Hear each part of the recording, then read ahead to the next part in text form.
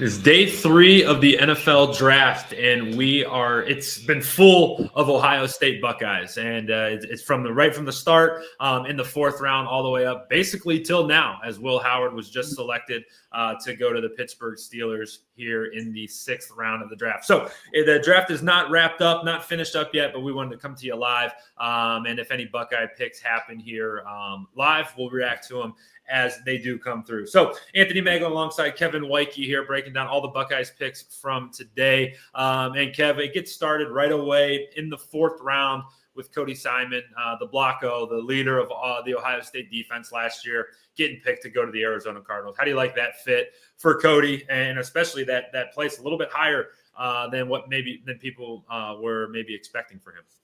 Yeah, I'm happy for him. I don't know much about the Cardinals in terms of what they need or not because they're the Cardinals. It seems like a good fit. You know, you got Marv out there. You've got you've got a few Buckeyes out there. Yeah. I'm trying to think of who else is out there. Paris is out there too. Yeah. Paris is out there at tackle, and then they go Cody, and then they come back and go Denzel. I mean, this is like Buckeye. It's like Buckeye West, right? Ohio State West. Yeah, I mean, I think it's John Gannon's the head coach out there. I think he just knows. It's like it's like a couple years ago when they just keep picking Bulldogs, and that's what the Eagles kept doing. It seems like he's doing that with the Buckeyes. I'm kind of surprised they didn't go quarterback there because they kind of need one with Kyler. Kyler's up and down. Once Call of Duty comes out in October, he'll dip again. It'll be interesting to see what he does there. But I mean, a leader on that defense. Hopefully, I could totally see him becoming a leader there for a long term, and just having a great career out there. It's a really good fit, and what's kind of exciting for Cody is like his elevation of his game from his junior and really from his sophomore year through his senior year. He had more tackles last season than he did in his sophomore and junior season combined. And he was truth be told, man, we watched every game. I mean, it's not that hard to watch 16 Ohio State games, but he's everywhere, and he was there every game. Missed no snaps or missed no games, and was truly that leader of the defense, the one that everybody looked to when things were down. And I remember doing some mock drafts just in the lead up to it, and he was kind of projected to go somewhere like right now, like 6th, 7th round, like the 180s to the 200s range. And instead, he goes in the 4th round pick. The exact pick is 115. So an awesome value pick for him. He goes a little bit higher than maybe what he was projecting. And then there was kind of a small wait, and then we go back-to-back Buckeyes. This one is an awesome one. Lathan Ransom gets picked to go to the Carolina Panthers. Kev, he was a guy that certainly grew on me throughout the year. The growth in his game, the evolution of his game, where he became really a stud in the back end of the Ohio State defense, and somebody that was going to punish any opponent that was coming across the field. I agree. I'm sorry, give me a second. I'm trying to look it up. There was a pretty famous Ohio State safety that had a good career there. Blanking on his name right now. Hopefully it'll come to me. But I think that's a good fit for him. They need a leader on that defense, and they need a lot of holes filled there. And I think someone with his caliber and playing as hard and as fast as he does, I mean, he wrecks games, and it'll be interesting to see how he does going forward. Kurt Coleman was the name. Former Buckeye, played for the Panthers. It's just I think that's a great pick for them. Both value. I thought he'd be a Friday guy. I thought he'd be a second or third rounder. They got him as late as they did. But I mean, he already put the chip on his shoulder as one of the top safeties in football. I can't imagine how he's going to be playing now as he enters the NFL. No, and the type of safety that he is, and we'll get to kind of the total opposite in Jordan Hancock here in a little bit, as he was selected also earlier this afternoon. But the way that Lathan plays is perfect for today's NFL because he can play in the box and he's not afraid to stick his nose in there and tackle and hit and be physical. But he also can cover. And we saw him be really, really good at doing both of those things. And he was part of the reason why the Ohio State defense was able to do what it did, because him and Caleb Downs, I know you and I talked about it damn near every week, but he and Caleb Downs could both play out in the post. They could also play at the line of scrimmage, and it just made Ohio State's defense not have to substitute.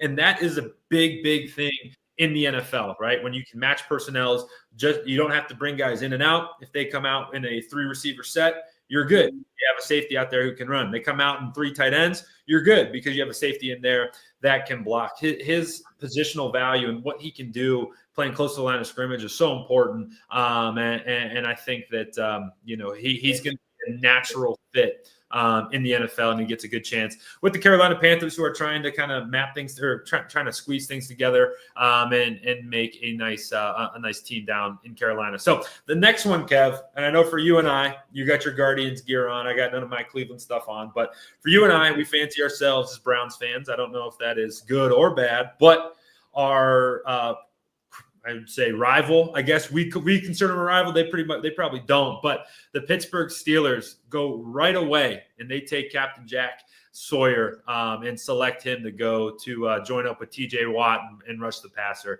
I don't know, man. That's pretty freaky. If you are anybody who doesn't like the Steelers, I think that is that's an awesome pick for Pittsburgh to bring Jack Sawyer there. Yeah, I mean it is. I don't really know what Pittsburgh's doing in this draft. They're kind of all over the place. They're all over the place. They're obviously fine with waiting for Rodgers. I think it'll be interesting to see how well he fits into that defensive scheme. The only thing I'll say is, they got a very good leader. They got a guy who's willing to fight. I just think he's going to need to get a little bit faster because he doesn't have that TJ Watt speed. And not to say he can't, but if I'm going to be honest, that's someone that I think should be an NFL player for a good amount of time. I mean, he kind of strikes me as a Jonathan Cooper-esque, maybe a little bit less athletic, but you're seeing what he's doing at the Broncos. And you could totally see him doing that, just being a role play. I mean, I'd put him in the Sam Hubbard category, and Sam had a great career. So that's kind of a similar build type and AFC North guy. So yeah, that's a really good comp because Sam came out and was he a first round pick? No, remember? No, he was later on. Sam was a second or third round pick. Yeah, but that's an awesome comp because kind of similar, right? I think the the guys who are selected to the right situations always seem to thrive, right? And that seems to be kind of the case. And like we said, we fancy ourselves as Browns fans. We often see the flip side of that, where guys don't necessarily develop because they're in a kind of a dysfunctional situation. You go to Pittsburgh, you go play for Mike Tomlin, you know what you're going to get. You know what to do. You know what the standard's a standard. He always says that. It doesn't make any freaking sense, but everyone loves it.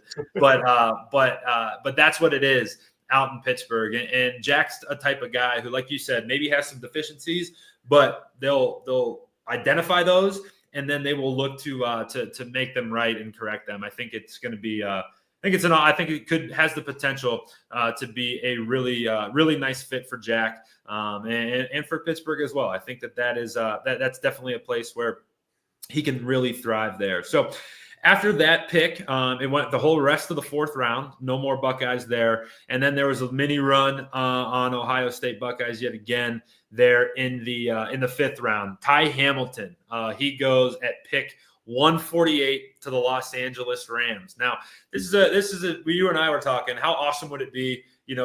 There's some guys who kind of know where they're going to go, but there's also a handful of guys who, hey, I could go to Buffalo. I could end up today in my new home's Miami or Denver or all over the place. And Ty gets his opportunity in the NFL to play for the LA Rams. I think it's pretty awesome for Ty.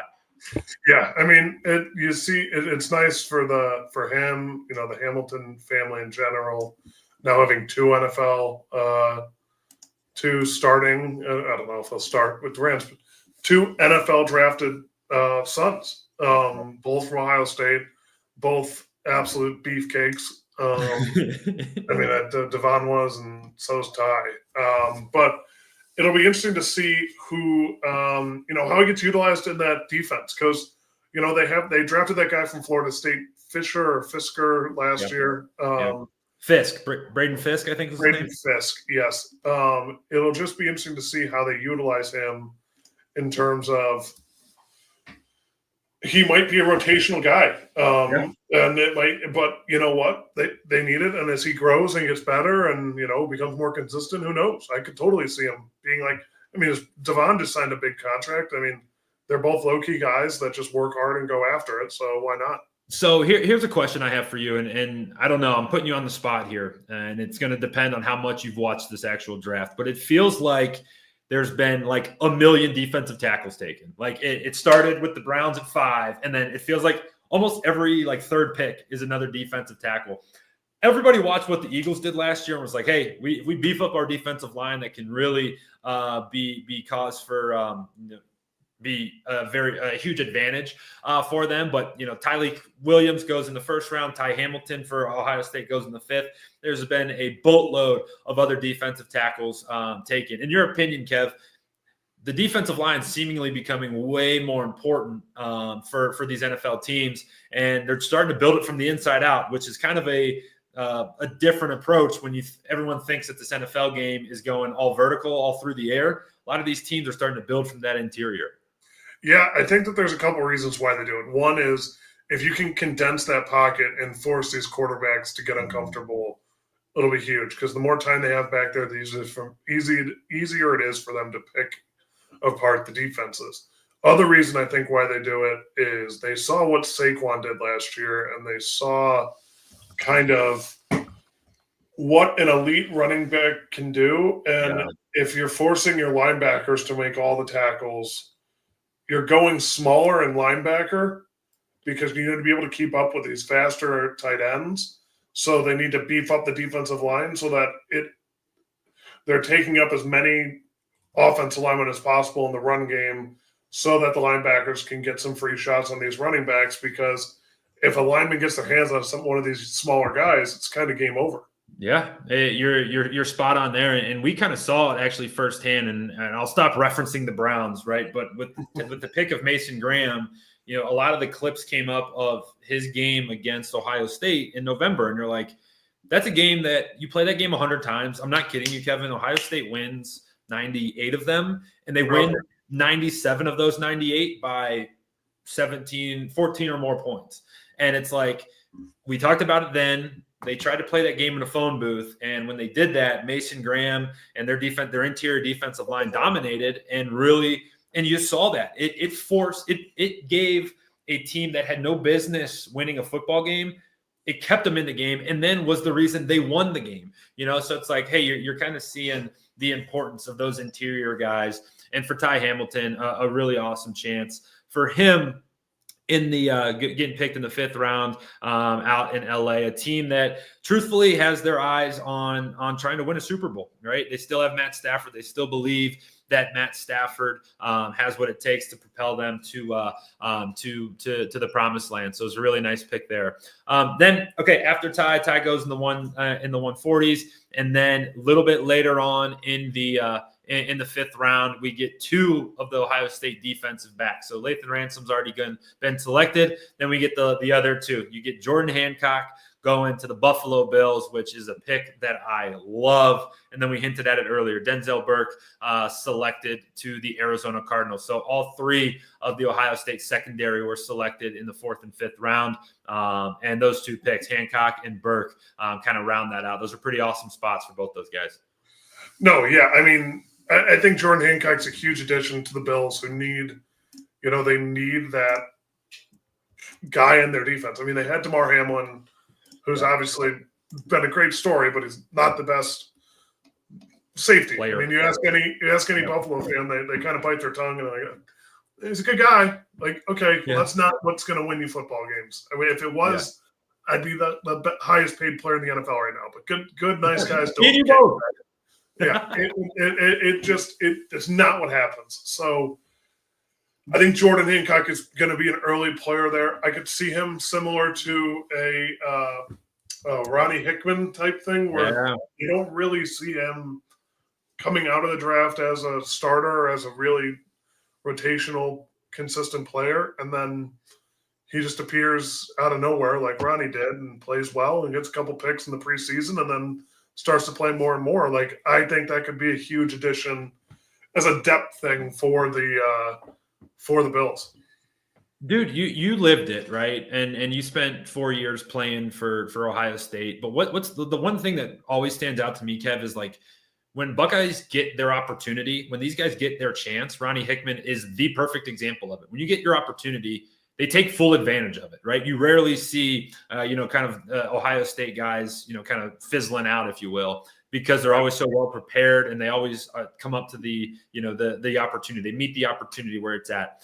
It kind of speaks to the culture within that building, within your program. I mean, you lived it. It's got to be a real thing because you're always constantly competing against the best for 4 or 5 straight years at Ohio State. Then it gets to the pros and you're like, this isn't as hard as my practices were down in Columbus.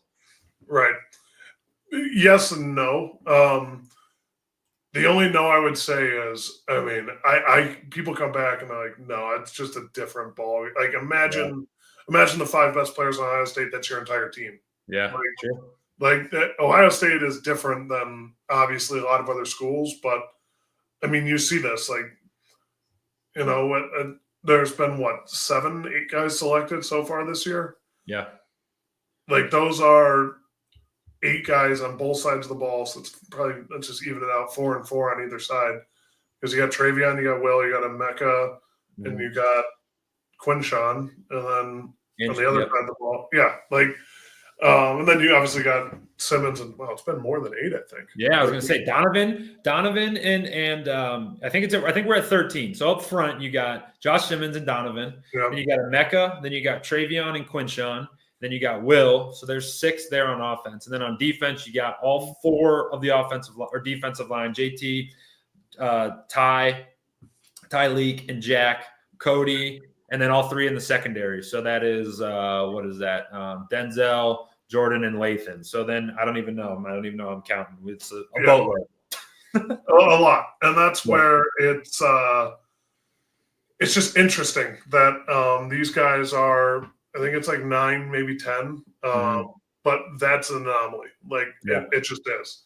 And you'll see it more and more. I mean, you got people getting drafted right now from Connecticut. Like that's someone that probably would have started Ohio State, but he went to Connecticut. Like, there's an example of different, like notable people that haven't been drafted yet. Josh Fryer, that he will be. Seth McLaughlin, which I think that's got to be his injury, because otherwise he would be a pretty high draft pick at center. Yeah. I could totally see him being a undrafted free agent signed by the Browns or by someone who needs a center, because that's an unbelievable value you have there. Yeah. I mean, it's just that those are just 2 names. There's multiple other people that – is that the only 2 people that weren't drafted that are draft eligible? I think so. I think Seth, and I think that would be I think that's it. Yeah. So, like, that's what I mean. Like, you got G. Scott. Yep. How could we forget? But it's tough. It's tough playing in the NFL. It's tough. Yeah.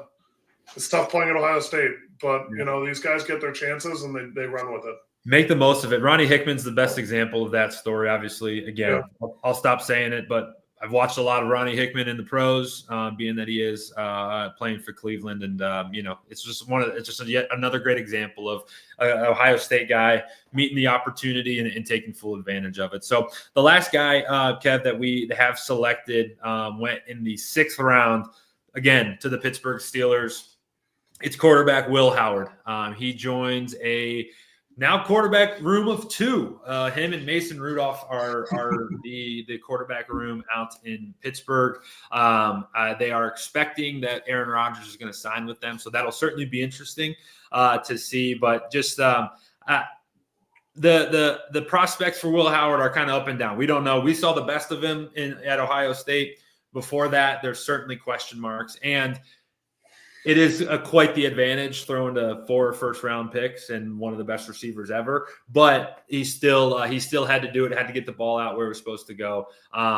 Ultimately, he's a guy who is like unbelievable character. Is going to put the work in and is in a situation that he's going to be able to thrive in. And when he does get an opportunity, he's a guy that I'd bet on for him to make the most of it. Yeah, I mean, I agree. He's an unbelievable guy. I could see him being in the NFL for a long time. A long time. I could see him being a Brian Hoyer, Elvis Gerbach-esque quarterback in the NFL where they play for a long time, and then when he's done playing with minimal injuries and enough money in the bank that he's playing golf twice a day and then coaching football in the evenings. Like that. It'd be a great life to live. But I mean, I think if you offered Will that, the competitor in him would say, "No, I want to be a starter." But if that's the consolation prize, I wouldn't be too upset about it. It would not be bad at all. I tend to agree with you, dude. Like he's got the makeup, he's got the competitiveness, and he's like such just a good dude. Like there's going to be no reason why anybody would get rid of him. And he's smart, he's tough. He does all the right things, and going out to Pittsburgh, I think it's going to be awesome. Just a small anecdote from me on that one. His quarterback's coach was my college head coach, and it's that quarterback room led by Coach Tom Arth is like awesome. They talk about it being a great room to develop and to learn. And I know that Coach Arth actually coached. We talked about this yesterday. My buddy Riley Larkin, who was the quarterback's coach at Ohio State, coached both of us. I know for a fact because I had the same thought. The moment Will Howard walks into that room, he's going to think he's talking right to Riley Larkin again. It's going to be an awesome room for him. He's going to be able to learn. He's going to be able to thrive under Coach Arth and under Mike Tomlin, and I think it's going to be awesome. So that kind of wraps up, Kev, the Buckeyes for now. We still have a round and 1, 2, 3, 8, 9 picks. So you got, just over 30, about 40 picks left in the draft. We'll see if any Buckeyes do go. If they do, check out our shorts section of our YouTube channel. Got a bunch of content up there. And then our website over at si.com/college/Ohio State is full of write-ups on all these guys in different places and different spots. So tons of content for you there. But Kev, as we put a bow on draft weekend here, not just Ohio State Buckeyes, but any particular person that you identified, maybe it was a night 1 pick, a night 2, but any person anywhere that got picked that you're most excited about to see next year as a rookie? That's a good question. Totally on the spot. Honestly, I'd say probably Will Campbell out in New England will be someone to take the eye on. I am kind of excited to see how really good Travis Hunter is. Yeah, I'm curious. I don't know, dude. Like he played for Colorado. I know he won the Heisman, but he played for Colorado in a Big 12 that lost their 2 best teams to the SEC. And then he played at Jackson State. I'm not saying that I'm an NFL scout and know more than an NFL scout, but like just looking at the talent he played, you got to look at his numbers not so black and white as they did. And then I am excited to watch Quinshawn in those Browns offense. It's more of a homer pick, but everyone was talking about how he will be a guy. He can run. He runs hard. He runs downhill. They also got this Sampson kid, which basically signs the death notice on Nick Chubb with the Browns, but I think it signs a death notice on Jerome Ford for sure. But I think Nick Chubb is probably going to. He wants to be a starter. He doesn't want to be. Come on, Cleveland Browns. Hey, come on, Cleveland. Let's chat about it. Yeah, but it's interesting. Those are 2 that I'm really, and that's from a Buckeye standpoint. I want to see if Baker can get the ball to Emeka. Yeah, that was going to be mine. And then I think Donovan. We've had a few. Buckeyes go to the Vikings in the past few years that were great at Ohio State but didn't pan out. We got, and not that they didn't pan out, just, natural attrition from the league. Yeah. Pat Elflein, Wyatt Davis. Excited to see if Donovan Jackson can become a staple there or, do his time 4 years and then get a contract and go somewhere else. I mean, Josh Myers, I thought Josh Myers was going to be a Packer forever. I thought he was a really good center and then signs with the Jets because Packers didn't want him. Like, weird. But it'll be interesting. But I think Donovan, with his temperament, Minnesota's a great city. That'll be fun. Yeah, that's awesome. I would say that I got 2. I'm looking back in the first round. I'm curious to see what Tyler Warren does in Indianapolis. It feels like Dallas Clark 2.0. Me going there. I think that's an awesome pick for them. The one that freaks me out is Malachi Starks to Baltimore, just because, again, Browns fan, they just always seem to get freaking defensive studs in the draft, and they get another one there. They also got Mike Green. No thanks to Luther Burden going to the Bears too will be interesting. Dude, I love that pick for them. They build out. That'll be. I wanted it with the Browns. I wanted to go Travion Luther, and we went Quinshawn and some linebacker I've never heard of. Schweichinger. Biomedical engineering major, so got to be a smart guy. Got to be a smart guy. Yep. Well, that puts a bow on our Ohio State draft coverage here. Awesome weekend, a ton of fun. Hope you guys enjoyed following along with us. We certainly appreciate you guys always jumping in and hanging out with us. Like I said earlier, please like and subscribe our video and then our YouTube channel. We appreciate that. And then go read all of our content over on si.com/college/Ohio State. But for now, the Buckeyes have, to my count, 13 selections right now and still have some picks left to go. But it just kind of really, again, puts a bow on an unbelievable class for Ohio State, a national championship class, and one that was certainly exciting in Columbus. So for my partner, Kevin Woidke, I'm Anthony Moeglin. Thanks for hanging out with us on the Ohio State Buckeyes on SI YouTube channel.